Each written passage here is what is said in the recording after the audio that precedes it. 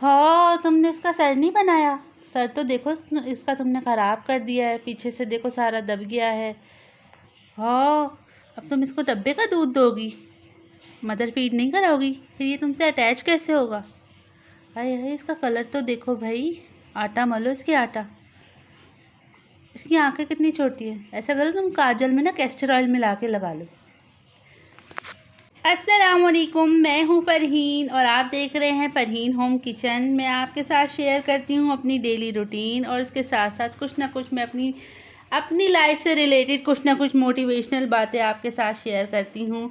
तो आज का टॉपिक है हमारा पोस्टपार्टम डिप्रेशन, जो एक न्यूली मदर को ख़ास तौर पर हो जाता है। वैसे तो ये पहली दफ़ा या दूसरी दफ़ा तीसरी दफ़ा हर दफ़ा ये हर औरत को होता है, लेकिन इससे हम कैसे बचें और कैसे हम इसको फेस कर सकते हैं इन सारी चीज़ों को आसानी के साथ, तो मैं आज आपको अपने एक्सपीरियंस से शेयर करूँगी।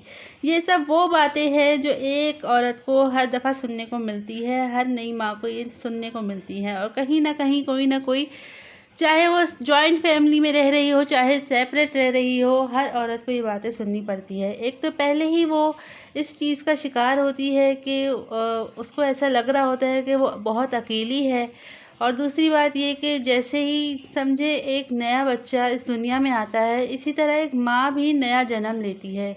जिस तरह हम एक नए बच्चे की केयर कर रहे होते हैं, उसकी देखभाल कर रहे होते हैं, इसी तरह हम एक नई माँ की भी केयर करनी चाहिए। मैं आपसे अपनी स्टोरी शेयर करूं, मैं जब पहली दफ़ा मेरी आयशा हुई, मेरी 3 बेटियां हैं, सबसे पहले मेरी आयशा हुई, तो ज़ाहिर है हर माँ को ये एक नया एक्सपीरियंस करना पड़ता है। सारी चीज़ें उसके साथ नई नई हो रही होती हैं और उस वक्त हमें पता भी नहीं होता है, जो हम एक एंजाइटी डिप्रेशन में चले जाते हैं। सीरियसली मुझे नहीं पता था कि पोस्टपार्टम डिप्रेशन क्या होता है। तो मैं भी हर वक्त इसी उसमें रहती थी कि कभी खुद ब खुद ही रोना आ रहा है, नींद पूरी नहीं हो रही है, वेट गेन हो गया है। और फिर सोने पे सुहागा, जब आप इस चीज़ से गुज़र रहे होते हैं तो साथ साथ लोग भी आपको इतना बुरा ट्रीट कर रहे होते हैं, या उस वक्त ऐसी सिचुएशन होती है कि वो अगर कुछ भी कह रहे होते हैं तो वो बुरा ही लग रहा होता है। तो मेरा ख़्याल ये है कि जब जब एक न्यूली मॉम होती है ना, उस वक्त तो मैं कहती हूँ कि बहुत ख़याल रखना चाहिए, और सबसे ज़्यादा जो ख़याल रखने वाला होगा ना, वो सिर्फ़ उसका हस्बैंड होगा। हस्बैंड जितना उसकी उस वक्त केयर करेगा ना, वो उतनी जल्दी उस हील करेगी, उस फेज़ से निकल सकेगी।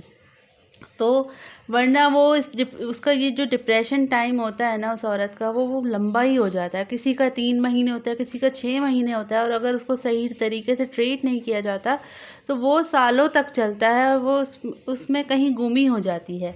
तो ये सब बातें होती हैं, और अक्सर ज़्यादातर लोग आके और इरिटेट कर रहे होते हैं, हालांकि वो इस फेज़ से गुज़र रही होती है, अकेली इस जंग में खुद लड़ रही होती है ये सारी जंग।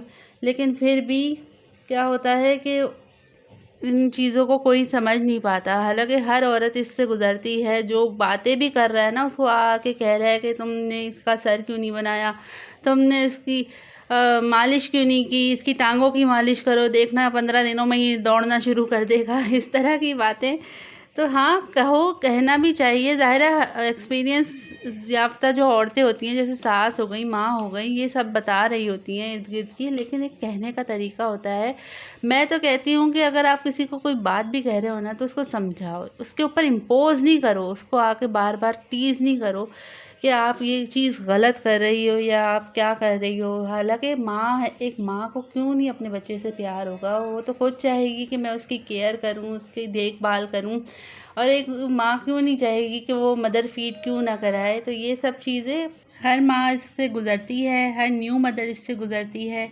तो बात सारी ये है कि जब भी कोई नई मदर बनती है, वो इस पोस्टपार्टम डिप्रेशन से होकर गुज़रती है। इसमें यही होता है कि बज़ाहिर पता नहीं लग रहा होता कि हमारे साथ क्या हो रहा होता है, लेकिन वो एक डिप्रेशन का फेज़ ही होता है। और उस वक्त अगर इर्द गिर्द के लोग ज़रा सा ख्याल रखें, सपोर्ट देना, तो बहुत जल्दी हम इस फेज़ से निकल सकते हैं।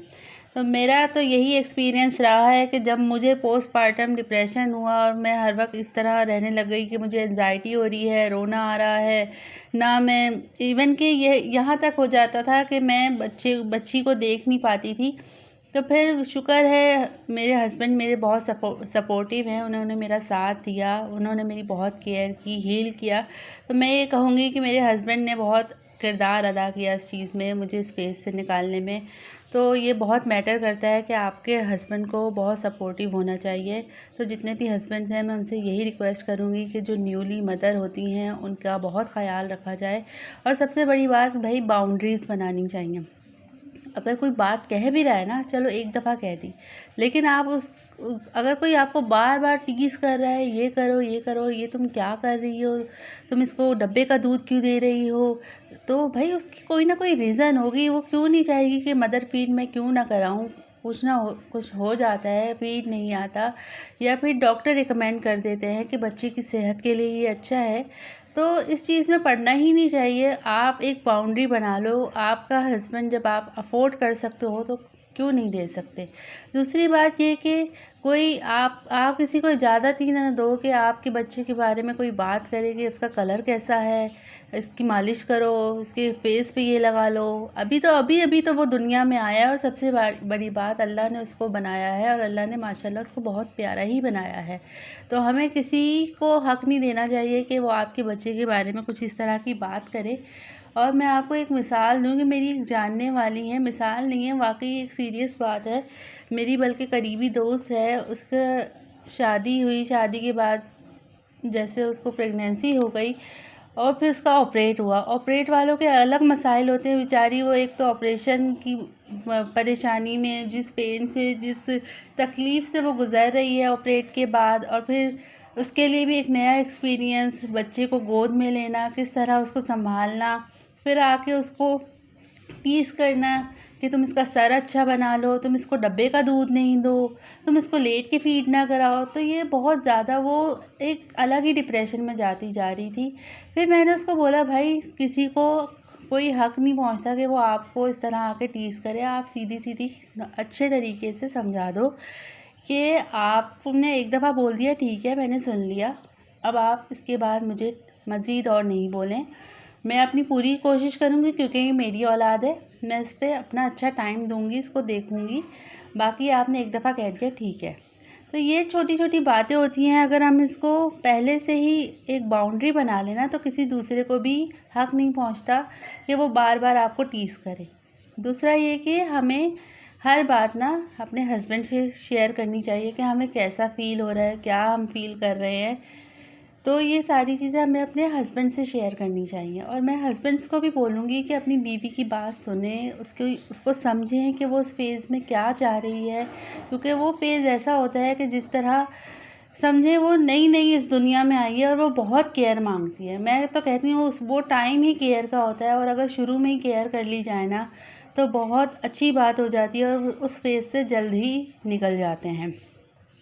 तो मैं यही आप लोग भी मुझे कमेंट में बताइएगा कि आप लोगों के साथ कभी कोई ऐसा, आप जो न्यूली मदर हैं, ये जो जब कभी भी माँ बनी हैं, तो आपको किस तरह के मसाइल का सामना करना पड़ा।